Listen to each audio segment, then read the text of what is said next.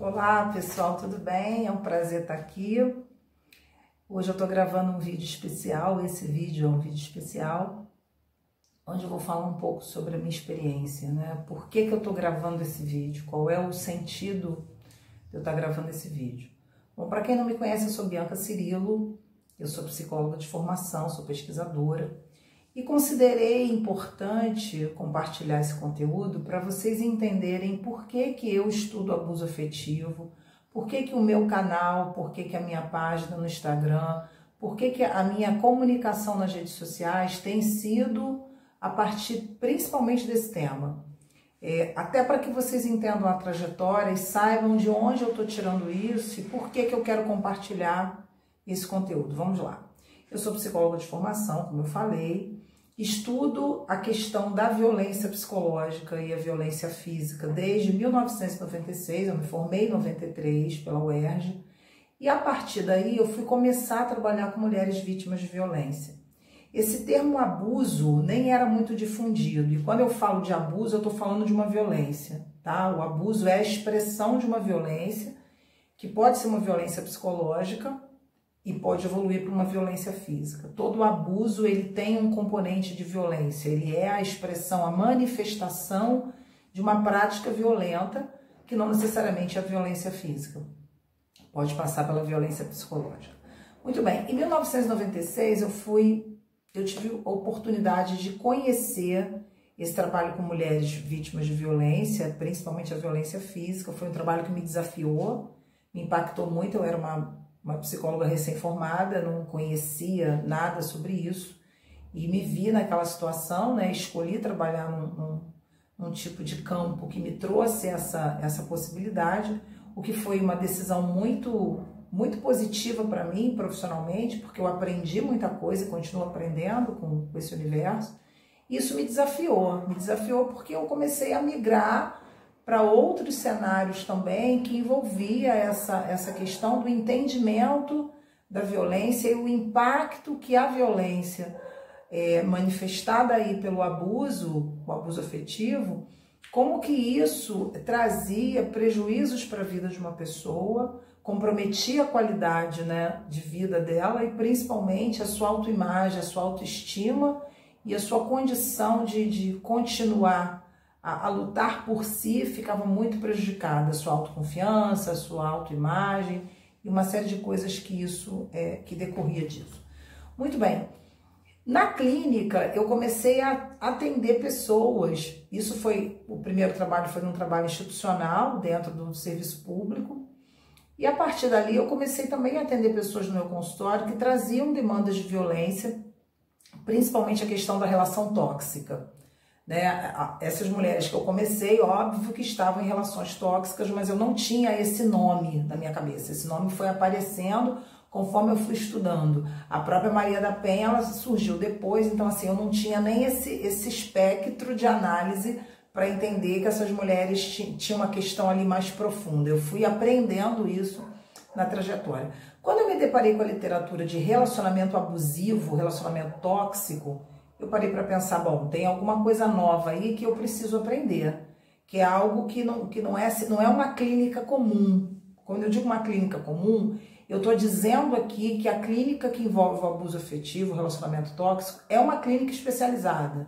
O profissional ele tem que se capacitar para fazer isso, ele tem que estudar, ele tem que aprofundar, ele tem que entender que intervenções possam ser eficazes dentro desse cenário que envolve o acolhimento de pessoas nessa situação. E aí eu comecei a me especializar, comecei a estudar literatura estrangeira que vinha, né, principalmente a literatura que vem de autores estrangeiros, porque aqui no Brasil não se tinha muita coisa, e eu comecei a ver ali um campo potencial de desenvolvimento pessoal e profissional. Até que eu cheguei na segurança pública, fui trabalhar no cenário de tomada de reféns, que é um cenário muito curioso, né? Eu desenvolvi uma pesquisa de doutorado sobre psicologia e tomada de reféns, trabalhando com essas situações, né? Onde você tem uma intervenção específica, e aí a minha interface de discussão foi o FBI, a polícia francesa, a polícia israelense também, principalmente para entender o contexto em que eles atuavam em cenários com reféns e como que eu poderia atuar aqui, porque eu também estava sendo desafiada, eu também não sabia nada, eu tinha que estudar, já trazendo esse material do estudo da violência e da prática clínica com pessoas vitimizadas. Eu não trabalho com os abusadores, não trabalho com os agressores, eu trabalho principalmente com as vítimas, né? Toda a minha clínica foi de acolhimento para que essas pessoas conseguissem refletir sobre o impacto disso e como que elas poderiam encontrar caminhos alternativos para saírem daquela dor. Então, a minha acolhida, a minha escuta foi dentro desse cenário. E aí, quando eu me deparei com as situações com tomada de reféns no Batalhão de Operações Policiais Especiais, onde eu atuei e fui em tempo real a essas ocorrências, isso foi riquíssimo, extremamente desafiador, eu fui buscar capacitação na UF. Quando eu cheguei no doutorado, entrei na área de violência e subjetividade e a partir dali eu desenvolvi um trabalho exclusivo e único, que é a atuação do psicólogo em situações com tomada de reféns no cenário brasileiro, pegando essa interface com o FBI, entendendo como é que eles faziam e pensando criticamente como é que o psicólogo nesse contexto deveria fazer. Hoje meu trabalho é um trabalho de domínio público, é um trabalho único, não tem nenhuma tese de doutorado no Brasil que fale sobre psicologia e tomada de reféns. A minha tese foi a primeira e até onde eu sei não tem outra, né? Um convite até para que outros pesquisadores possam ampliar isso. Então é um trabalho de referência. Eu me considero uma profissional pesquisadora na área de violência e abuso afetivo, relacionamentos tóxicos de referência, porque eu construí toda essa estrada, eu aprendi e continuo aprendendo. Eu acho importante estar falando isso para vocês, porque eu considero ético compartilhar aquilo que a gente conhece. Então, assim, dentro de tudo que eu vou compartilhar no meu canal e também no Instagram, nas redes sociais em geral, o meu tronco de discussão é, sem dúvida, o abuso afetivo, o que a gente chama de relacionamento tóxico, que pode evoluir a tal ponto da coisa chegar num cenário com tomada de reféns. Eu entendi que hoje a tomada de reféns, né, ela é a expressão explícita de uma violência que já vinha acontecendo, de uma toxicidade no relacionamento íntimo, dependendo do evento, claro, né? Quando a gente tem uma tomada de reféns onde o ex-marido faz a mulher de refém, ali tem toda uma toxicidade que já vinha sendo construída e que chegou no ápice dessa expressão de uma tomada de reféns, né? De um evento dessa monta. Então hoje eu considero que é importantíssimo entender refém, não só esse refém que está lá com uma arma apontada, mas o refém afetivo. Quantas pessoas estão em relacionamentos tóxicos estão reféns dos seus cônjuges, reféns de uma série de reféns dos seus familiares, da mãe, do pai, até que eu me deparei com a literatura da questão do narcisismo perverso. Eu fui estudando isso, o narcisismo perverso, a misoginia, essa questão de entender que abuso é esse, como é que ele se relaciona dentro desse cenário da violência, como é que ele se relaciona com tomada de reféns, que refém é esse que fica dentro de casa num cativeiro íntimo, né, e ali vivendo casamentos que não são satisfatórios, relacionamentos familiares que não são satisfatórios, amizades que não são satisfatórias, relacionamento abusivo no campo profissional. E eu tive a sorte, digamos assim,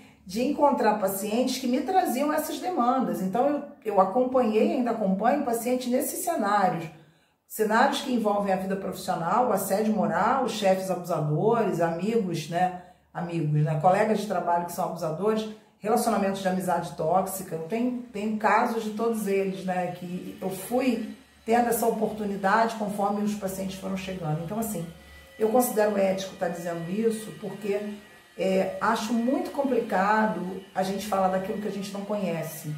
Acho muito complicado você propagar um conhecimento que você não tem, esse estudo, essa escuta, esse aprofundamento. Então, hoje eu sou, sem dúvida, e eu falo isso assim com bastante tranquilidade, não vai aí nenhum tipo de prepotência.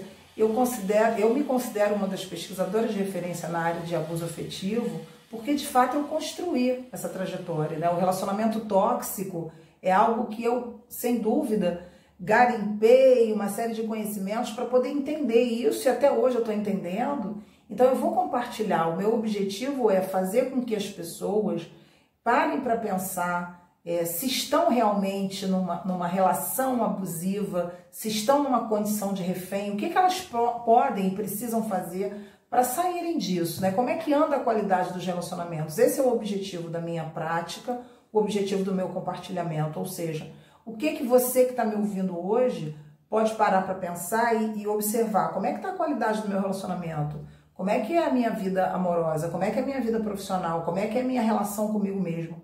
Hoje eu entendo abuso como uma expressão dessa violência, né? Uma maneira de falar sobre violência. O abuso é isso, né? Não adianta a gente tentar florear, porque é isso, por mais impactante que seja essa palavra.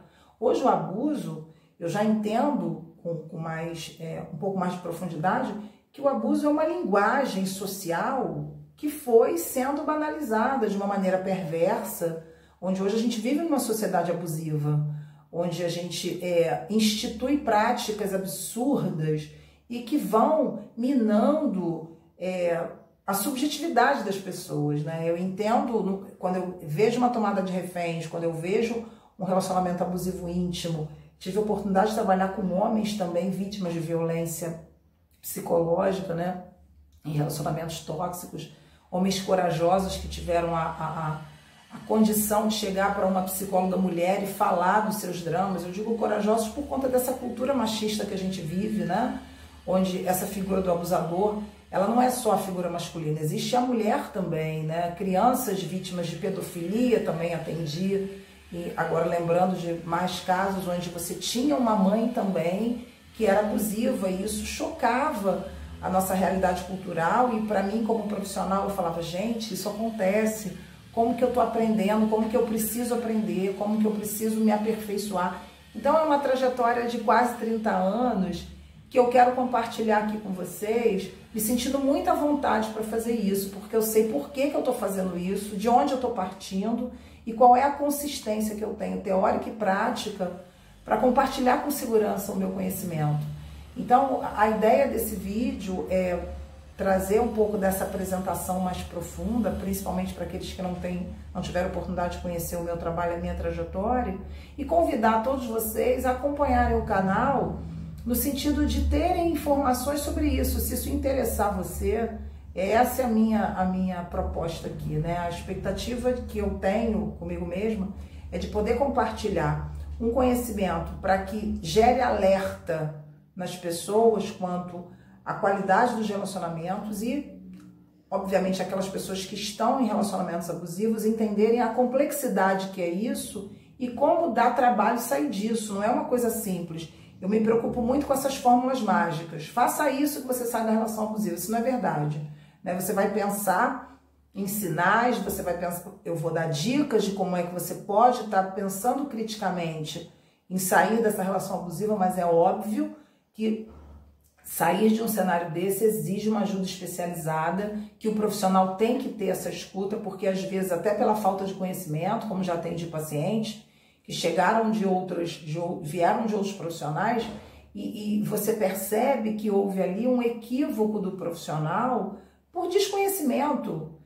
Você incentivar uma pessoa a continuar se adaptando a uma relação abusiva é complicado isso, né? Você tem uma dimensão ética aí para muita discussão. Então, como é que é isso? Entender esse cenário e estimular o paciente a continuar sofrendo, isso é muito sério. Então, a gente precisa realmente ter uma escuta diferenciada, buscar conhecimento. Até hoje eu estou aprendendo e vou continuar aprendendo, apesar de ter desenvolvido todo esse trabalho de pesquisa, já ter feito toda essa trajetória. Como eu falei, me considero uma pesquisadora de referência na área de abuso afetivo, de relacionamento tóxico e violência, mas ainda assim eu me considero aluna para continuar aprendendo com esses desafios profissionais que têm aparecido, ok, pessoal? Então, assim, espero contribuir, trazendo alertas de como é que vocês podem criar uma sensibilidade para observar. Eu estou numa relação abusiva?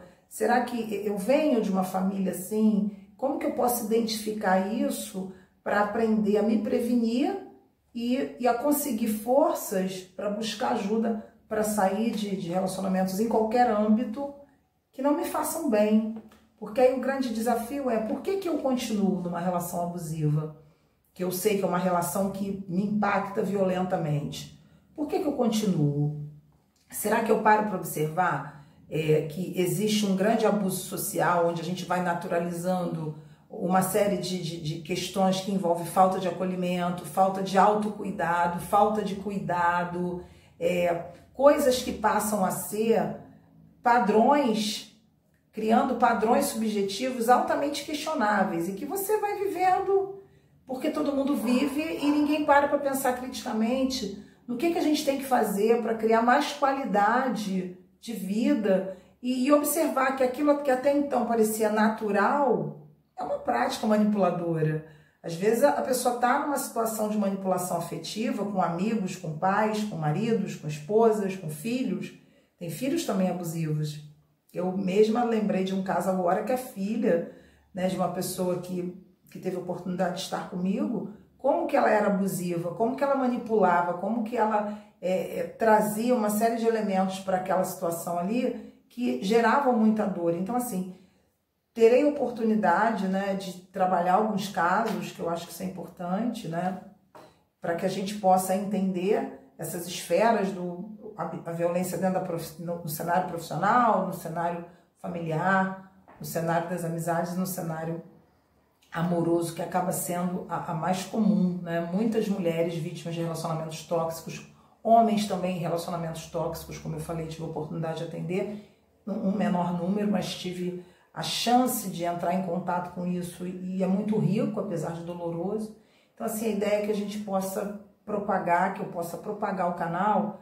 Vou trazer alguns temas correlatos, claro, que está dentro da minha experiência, que eu me sinto em condições de compartilhar, mas principalmente temas que envolvem a questão do cenário do abuso afetivo, que não é só o abuso sexual, né? Até uma coisa muito importante também de pontuar, o abuso vem muito carregado com essa construção, né? Essa ideia de que o abuso é só sexual, não é. Então, como eu falei, a gente está numa sociedade que é uma sociedade abusiva por N fatores que a gente vai falar ao longo dos vídeos. Eu espero que vocês gostem, que vocês acompanhem o canal, que vocês, enfim, se beneficiem dessa informação que a gente está trazendo aqui, ok? Para aqueles que gostaram, dêem um like. Quem achar que é importante esse conteúdo para outras pessoas que de repente precisam estar se beneficiando dessas informações, fiquem à vontade. É um prazer compartilhar aqui um pouco do meu conhecimento,